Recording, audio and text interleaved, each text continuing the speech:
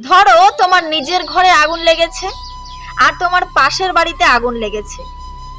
এবার তুমি যদি সত্যি সংসারের সদস্য হও তাহলে তুমি কি করবে?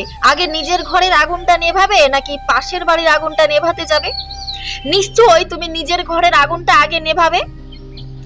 তুমি দেখলে তোমার সংসারে, তোমার পরিবারে এমন একজন সদস্য আছে যে কিনা দেখছে নিজের ঘর জ্বলছে, তবুও সে ভাবছে নিজের ঘর জ্বলছে জ্বলুক, আগে পাশের বাড়ির আগুনটা নেভাই।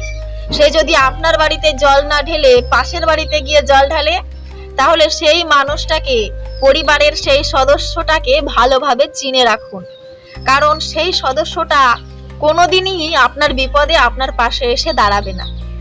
এটাই তার জলজ্যান্ত প্রমাণ।